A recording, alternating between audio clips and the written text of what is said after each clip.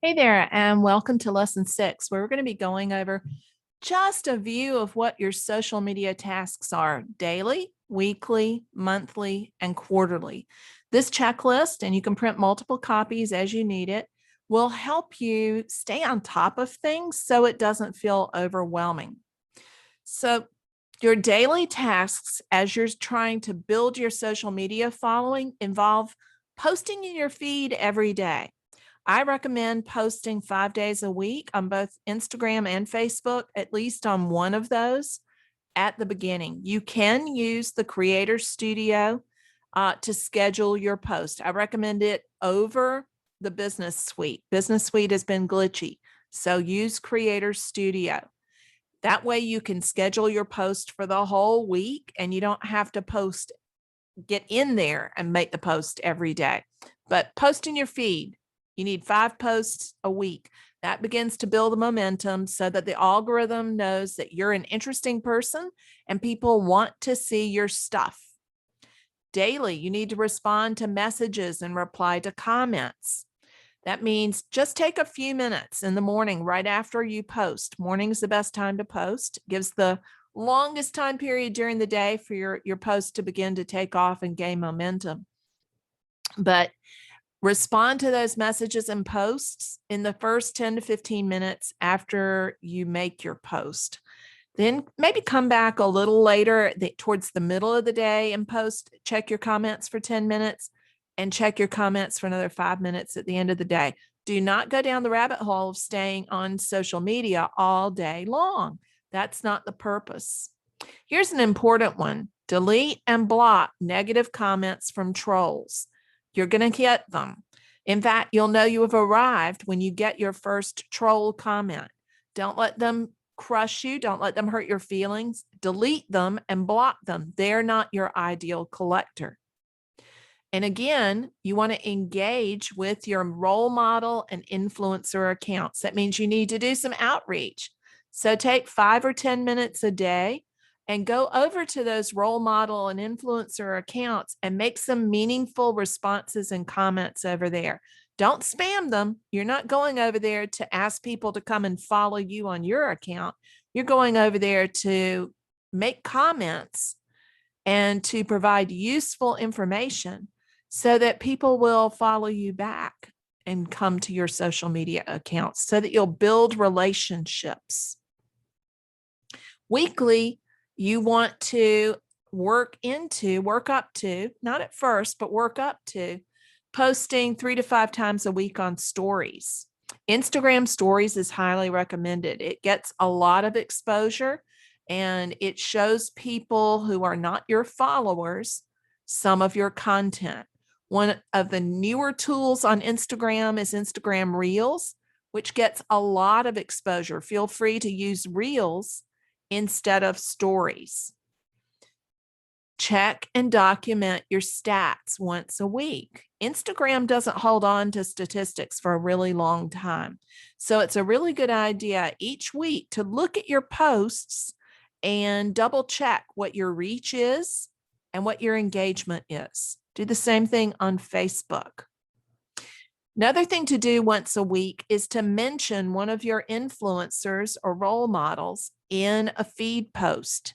That means you use the @ and their social media handle, and it becomes a mention or a tag on Facebook. And what that means is that it exposes your content to their audience and their audience to your audience. So it's a win-win. You're not spamming when you do that. Make it a meaningful post, preferably sharing something that has to do with that influencer. But it's another great way to build both a network and to begin to create pathways that show the algorithm that there's a connection between you and that influencer out there. Also, once a week, I want you to invite your followers to subscribe to your email list, either by pointing them to the link to your subscription page in your bio or inviting them to let you know in the comments that they'd like to subscribe. Got an example of that here to show you. So I have done this several times, and it's very, very effective. People like the personal invitation over the more impersonal link in the bio. So in this post where I was setting up that I was getting ready to do a new collection, I talked a little bit about the area that I like to paint. So I'm talking about the Southern coast again. And at the end of that post, I let them know I'm getting ready to do a new painting project. And the last paragraph is, if you would like to follow along and get sneak peeks, just drop a comment below and I'll DM you the link for the VIP email list. One sentence. If you'd like to follow along and get sneak peeks, just drop a comment below and I'll DM you the link for the VIP email list. Now, DMs, remember, are the messages inside of Instagram, and on Facebook, it's just Messenger. And I did this on both platforms, and the response was fantastic. I got lots of requests for the link, which then meant I had to click the person's profile name. And then if it's private, you can't do that. Sorry, I would pick the one single one on there that was private. Let me get to one that's not. So you click the person's name and I get another one that's private. Murphy's Law. And you can go to the down arrow. It should be right here. Nope, got another one that's private. I know what it is. You can't do it on desktop, but on mobile, on your phone, you'll get the option under the down arrow right here to message them back. And then you can include the link for the subscription page. And it looked like this. And I used the same basic message. Now, because I copied and pasted it, I couldn't do it really fast because the algorithm will think you're a bot. So if you're copying and pasting responses, go slow, like I'm talking, and do about 5 at a time, wait for a minute or two, and then do another 5. Because if you paste too fast, the algorithm thinks you're a robot and it gives you a timeout. And I know this because I have done that. So I found out the hard way. So take your time in doing it. But I got a couple of hundred subscribers just from that call on Instagram and another couple of hundred from Facebook. So it's a great way to move people from your social media following to your email list. And it's a very simple message. In fact, y'all can copy mine. If you go to that post, I don't care if you do that. It just says, hey there, thanks for following along on my next project. Here's the link to join the email list. And I gave them the link. That's all there is to it.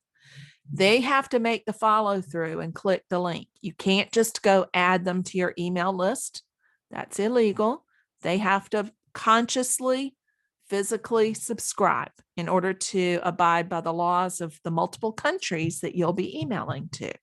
But that's all there is to it for that weekly call to join your email list. When you do that, you don't want to do it every post, but once a week. When you do that, you will rapidly begin to build your email list. So when we go to your monthly social media chores, monthly, I want you to think about going live. Monthly is over here in the pink. Going live 2 to 4 times a month. I'd really love for you to go live more than that. Live video gets a lot of reach, and it will act like fuel on the fire of your social media accounts. If you're going live 4 times a month, it means roughly you're going once a week, but just going live 2 times a month is going to help a lot. When your social media account begins to kind of stagnate a little bit on its growth, going live is a great way to jumpstart it again. And you can go live on both your Facebook business page and you can go live on Instagram. What do you talk about on there? The same things you put in your blog post. In fact, you can just deliver your blog post as a video and do it live. It'll be awkward the first time and you'll get better at it, I promise. But done is better than perfect. Think about going live. Do at least one introduction post a month because you're going to get new followers on all of your accounts over time. And there'll be people who don't know a whole lot about you. So take your how I got into painting post or your why post for painting and use that as an intro post on social media at least once a month so that you reintroduce yourself to people who may have forgotten who you are or to all the new people that are following you. And every month, I think it's a really good idea to craft your social media content plan. And what I mean to do there is to pull back out that mind map and decide which 4 blog posts, which 4 content ideas you're going to use that month. Write your blog posts. If you can write them all at one time, it is so much easier to do everything else. Go ahead and create your social media posts. Schedule those little suckers in Creator Studio, and then you'll have more time to paint. That way, when you create your social media, your monthly social media content plan and you schedule it out, you have more time. Your quarterly tasks are, you're going to be running a promotion or a launch roughly once a quarter, hopefully. And so you'll need to have some special social media posts around that. We're going to talk about that in the module on launch. I want you to review and set your engagement and growth goals every quarter. So you need to kind of have an idea of how many new subscribers you're trying to get, and then arrange your content accordingly. And it's always a good idea to reevaluate your overall strategy at least once a quarter. All of those things will keep your house in order. And again, ironically, having that structure, having that strategy and process in place will give you more time to paint. It will take the bear that social media and content planning can be off of your shoulders and make them more intentional. So dive on in, and in the next lesson, we are going to be talking about how to manage your hashtags for the maximum reach on social media.